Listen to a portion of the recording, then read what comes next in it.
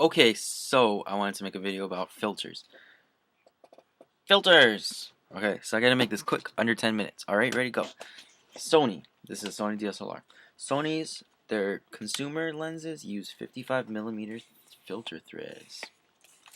Canon. I don't have a Canon DSLR, but this will suffice. It says Canon on it, and it is a camera. So, Canon's, the 18 to 55mm.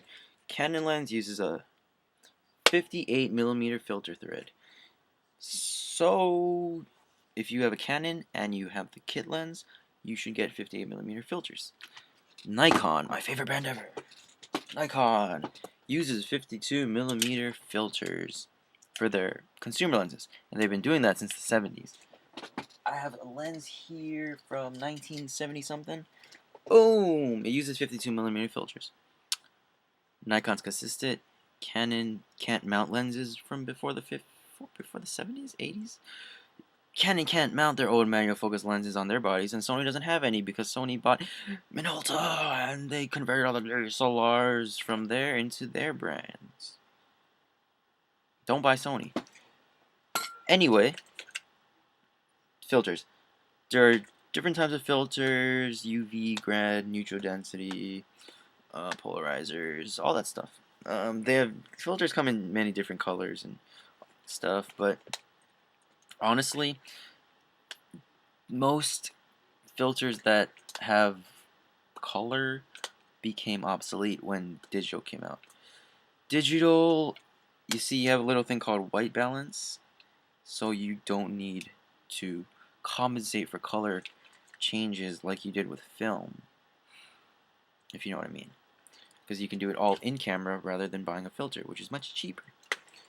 Uh, so, different companies that make filters. You got Hoya, you got B&W, you got Tiffin, Nikon, Canon makes filters. I prefer Hoya.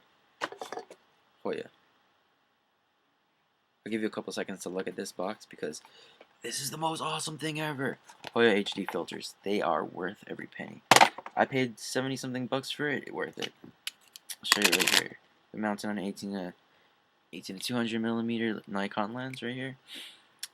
This lens, this filter, extremely smudge proof. I've never hit it on anything, so I wouldn't know, but apparently it's a much stronger filter than most other ones. So if I ever do hit it on something, it might not, probably, hopefully, won't break. And we got 8-layer anti-reflective multi-coating, water and oil repellent. So there's a coat on the front to repel oil, coats in between the glass, coats on the bottom, coats everywhere. 8 coats, that's overkill for me. I personally think 3 should be the maximum amount. Other people disagree, but whatever. Uh, Extremely thin. Thinner than most other filters you can get. The mount is thinner, so it doesn't extend out very much on the lens. Extremely easy to store, and it comes with this case. It's very, very strong, nice case. I love this case. It, I love this case. And yeah, that's about it. So Hoya, buy Hoya. Another good company that makes filters, B&W. B&W filters. This is a 77mm UV. It has a very long name. UV Haze 1 times MRC filter. B&W is made in Germany. Manufacturers of a lot of different types of glass, not just filters, like Hoya. And they make very high quality filters as well. The only problem I have with their filters is they smudge pretty easily, and you must clean them a lot. The Hoyas you don't have to clean as much, or the Hoya HD you don't have to clean as much. And the Hoya HD is a little cheaper. A side note about Hoya. Hoya manufactures glass in Canons and Nikons. If Canon and Nikon ever can't manufacture a type of glass because it is too difficult for them to manufacture, there are certain types of glass that are shaped so crazily that Nikon and Canon cannot produce them in a big enough number. Hoya does it. Hoya makes more glass than Canon and Nikon. Hoya is the largest manufacturer of precision glass in the entire world, and they always will be because I love them. They also own Tokina, which makes third-party lenses. I personally do not own a Tokina, but I would not mind buying that wide-angle Tokina. It's actually really good. It has just as good optics as any Nikon or Canon, but it's a Tokina. So if you ever see Tokina, don't be afraid of it. It's owned by Hoya. Not that much cheaper though, so don't expect a huge cut in cost. Tiffen. Tiffen is the third brand I wanted to talk about. How do I put this? Tiffen sucks. Here's a Tiffen. This is a pretty old one. I don't think they still come in packaging like that anymore. I bought a Tiffen. I'll tell you a story about Tiffen. I bought a Tiffen. 3 days later, it broke. And I didn't drop it. I didn't drop it. I didn't hit it or anything. I didn't do anything I wouldn't have done regularly with my Hoyas and BMWs. The mount, the way that Tiffen attaches the glass to the ring that screws onto the filter is screws onto the lens is different from the way that Hoya and BMW, Nikon, and Canon do it. They do it extremely weak. So it can come off really easily, and it will rattle. It'll like make this shaky noise, and it will drive you nuts. Seriously, like every time you pick up your camera, it'll make a shaky noise because it's loose. Don't. The only reason to buy Tiffen is if you're gonna go on a trip or something that involves maybe like a mud farm, or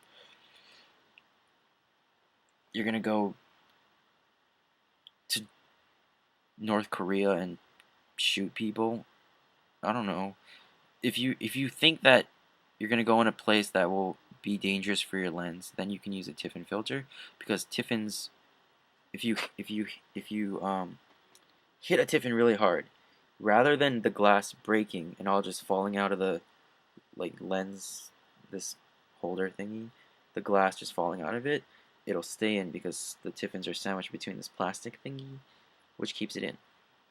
Running out of time now. Different types of filters. They have types of filters like really weird types like this. This is you can see it's like a mesh. It has like a mesh in it. This is a 4-point star filter. This filter, it creates stars like pointing at a light and hold the filter, and it'll make little stars where all the lights are. I personally never used it.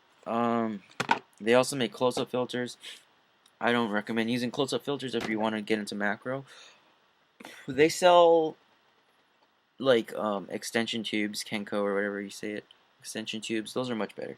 They don't rob sharpness. Like when you attach a close-up filter, no matter how good it is, you're gonna lose a lot of sharpness, and I don't like losing a lot of sharpness.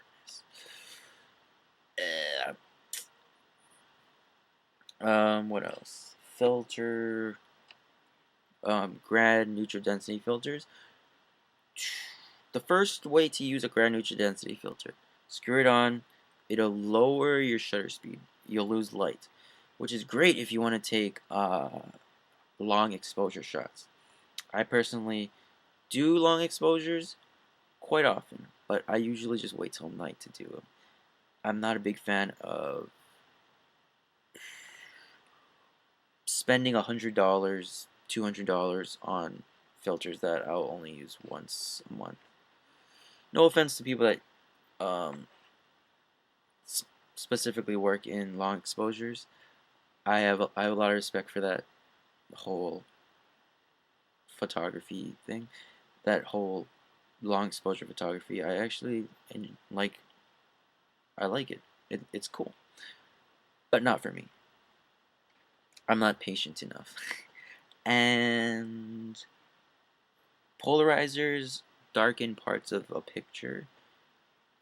It's kind of hard to explain how they work, but when light enters the polarizer, part of the polarizer traps light in the filter, from the filter into the glass. So parts of it are darker when the light tries to escape from the filter and can't, or something like that.